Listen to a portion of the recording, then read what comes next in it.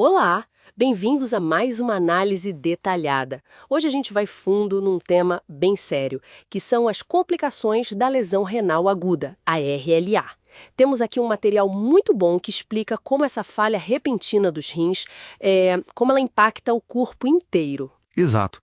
Um documento que detalha bem essas repercussões. A nossa ideia aqui é entender as consequências mais críticas, né? Quando os rins param de filtrar o sangue, de regular os líquidos, os eletrólitos, enfim, quando essa função essencial falha. E ver como a gravidade da lesão, sabe, os estágios CADIGO, a causa, se a pré-renal, intrínseca, pós-renal e até as doenças que a pessoa já tinha, como tudo isso influencia, né? Isso mesmo. Bom, para começar, um dos primeiros problemas que o material destaca é a sobrecarga de volume. Como é isso exatamente? Olha, esse é um ponto-chave. Quando a filtração do rim cai muito, ele não consegue mais eliminar água e sódio direito. Aí o corpo começa a reter líquido. E o interessante que o documento aponta é que isso pode até piorar com a hidratação na veia, que às vezes é necessária para tratar outras coisas, tipo sepse. Nossa, então o tratamento para uma coisa pode complicar a LRA. Que paradoxo. Exatamente. Pode acontecer. E as consequências dessa retenção de líquido não são poucas, né? O material descreve umas coisas preocupantes. Edema pulmonar, a pessoa fica com falta de ar, oxigênio baixo. Sim, dificulta a respiração. Pode levar à insuficiência cardíaca, principalmente se o coração já não está 100%, né? E aquele inchaço visível, o edema periférico, pressão alta. Isso. O material até traz um exemplo clínico, né? De um paciente com necrose tubular aguda. Sim, que fez edema pulmonar depois de receber soro. Mostra bem o risco. Ida. Mas só se o rim ainda tiver alguma função, né? Ah, entendi. Em casos mais graves, não tem jeito. É terapia de substituição renal mesmo.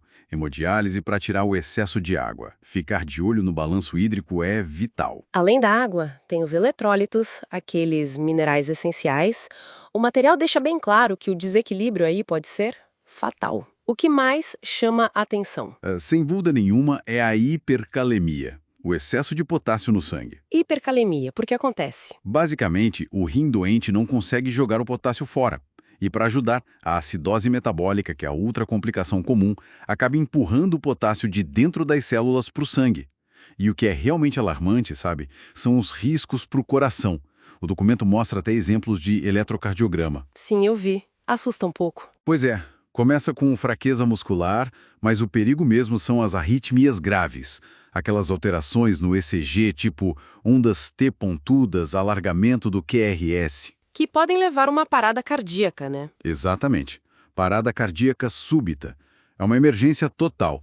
O caso do paciente com potássio 6,5 que precisou de tratamento na hora ilustra bem essa urgência. E não é só o potássio, né? O documento fala também da acidose metabólica, a dificuldade de eliminar ácidos, aquela respiração rápida, de Kussmaul, letargia. Isso, o corpo tentando compensar.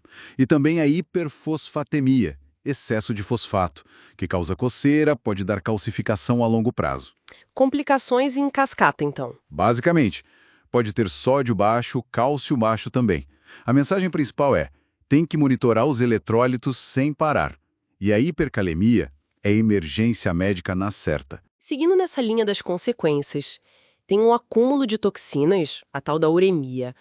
Como ela se manifesta? A uremia é isso, o lixo metabólito, tipo ureia, creatinina, que o rim deveria eliminar, vai se acumulando no sangue. Isso intoxica o corpo todo, afeta vários órgãos. É mais comum nas LRAs mais graves, sabe? As intrínsecas ou no estágio 3 do CADIGO. E quais são os sinais? O material descreve vários. Pericardite urêmica, que é uma inflamação da membrana do coração, da dor no peito. Teve até um exemplo que precisou de diálise urgente por causa disso. Tem também a encefalopatia.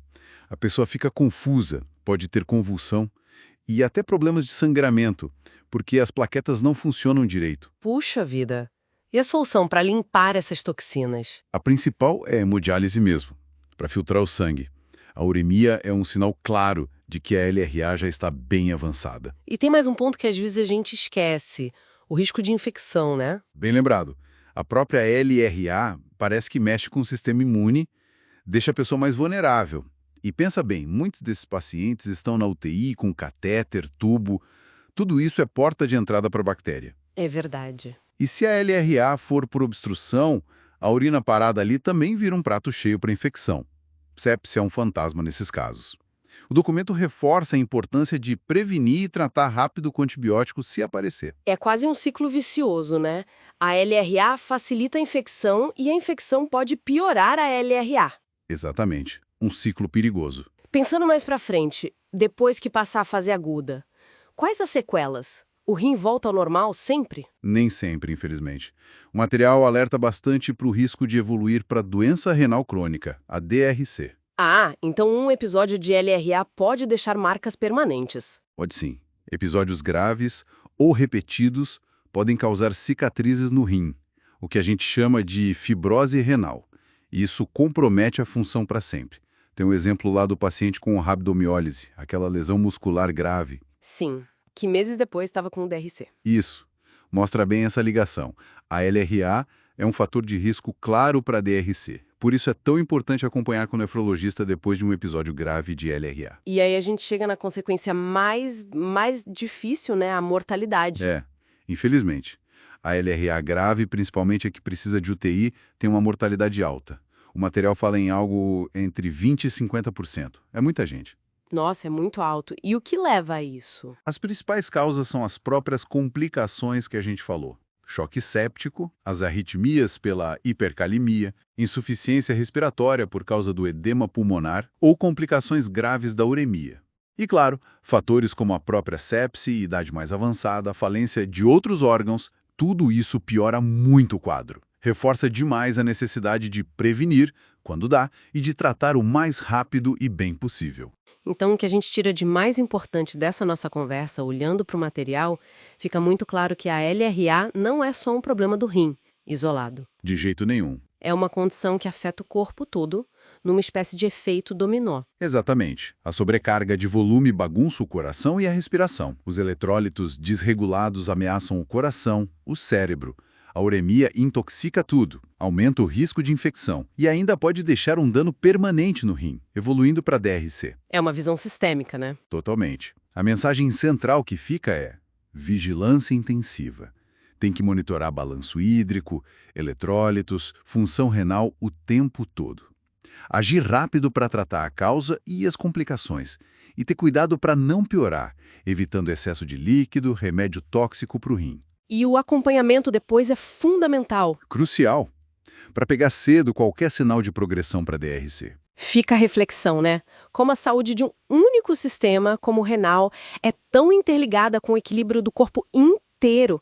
A falha ali expõe essa nossa incrível interdependência interna, mas também a nossa vulnerabilidade. Ressalta demais a importância da prevenção e do cuidado, ainda mais para quem já tem algum fator de risco.